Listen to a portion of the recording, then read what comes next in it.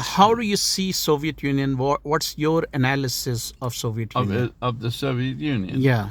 I think it was a bold experiment that unfortunately failed because it hadn't sufficiently managed to do what the Chinese have been very successful in doing, and that is ensuring that everybody in society felt they had a stake in society.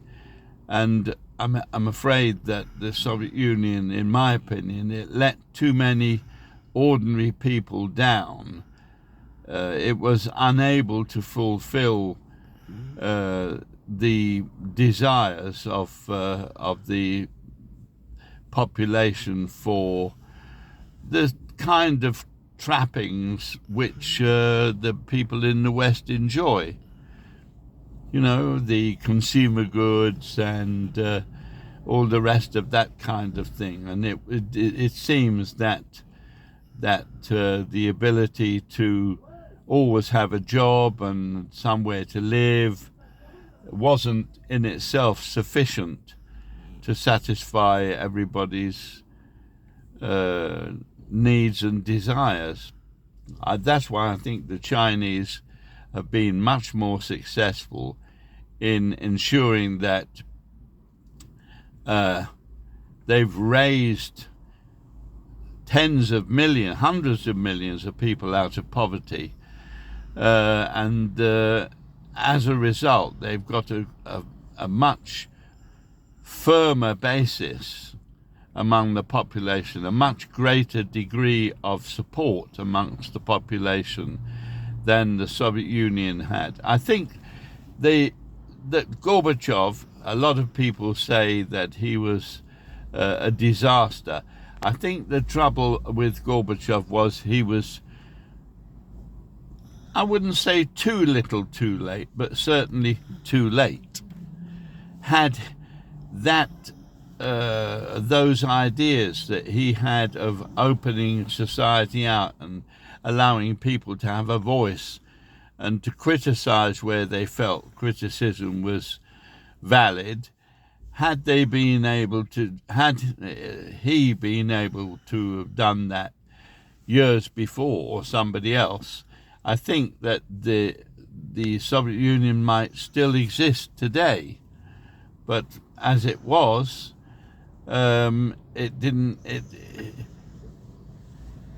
It just didn't have the broad support that it had in the early days, and of course, capitalism standing on the edge was only too willing and able to fill the void and fan the flames of desire for change amongst the people, and it all came to a very sad end.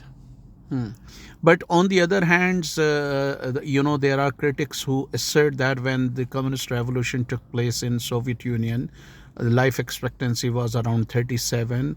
Mass majority were not educated, and living conditions were horrible. And during soon after the revolution, they had to bow to the conditions of Germany, losing 1/3 of more or less population, a lot of industries, agriculture area.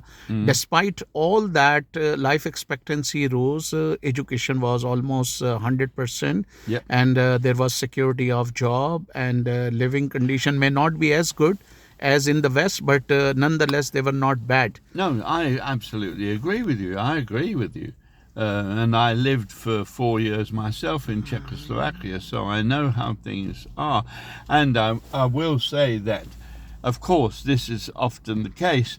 Everybody I meet, and I meet a lot of people who come from former so-called communist countries of Eastern Europe. I meet them in supermarkets, for example. Many of them are employed as staff in there. And without a single exception, when you talk to them about those times, and most of them, they're just about old enough to remember, and certainly their parents do, they will all say they were better off then than now. Whether it's Poles or Bulgarians or Romanians or Czechs or Slovaks, doesn't matter, Russians too, it doesn't matter who. They all say that without exception. But of course it's too late. It's all too late, unfortunately. But yes, I mean, they do recognize what they had in those times. But as I was saying to you before, for some people, it's more important to them, or they think it is, to have a nice car, a nice holiday anywhere in the world, which they often couldn't do, and a big 40-inch television. But of course, those are the trappings, and the people who've now got the ability, many of them still can't afford to do it, but the shops. I remember when I used to go to the Soviet Union on business, which I did throughout the 1980s, and I'd been there in the 70s and the 60s before that. I remember that things were in short supply. There wasn't much, but what there was, everybody had some of it. But now the shops, which were often very sparsely stocked, now those shops, I've been to Moscow a few times since, they're absolutely packed with all the kinds of consumer goods that people could never get before. But, of course, just as it is in capitalist countries, not everybody can afford it. The majority of people can't indulge their passion for a new television or a new car, despite the fact that they no longer have to wait 10 years to get one. Because they can go and get one tomorrow, but they don't have the money. A French leftist leader said long time ago that Coke, rock, and jeans could defeat the entire Red Army. Do you think that capitalism is far more attractive?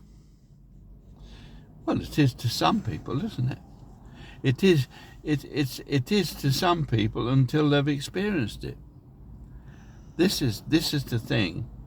But as you and I well know, those people, those ordinary people, the so-called man in the street, they don't necessarily understand the finer points of these things. They don't understand that it's a fundamental shift in the way a society is organized that needs to occur before people can have true freedom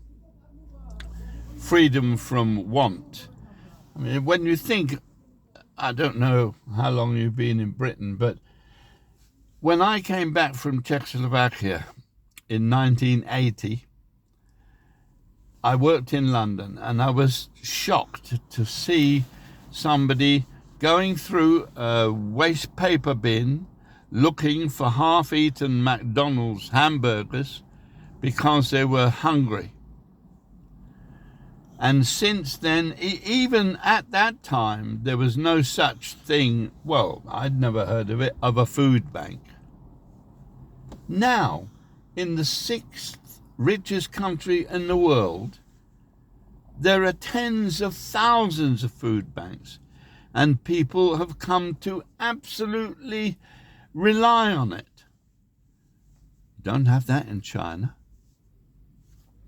Nobody has to go hand to mouth in China begging. In this town, you go to a supermarket.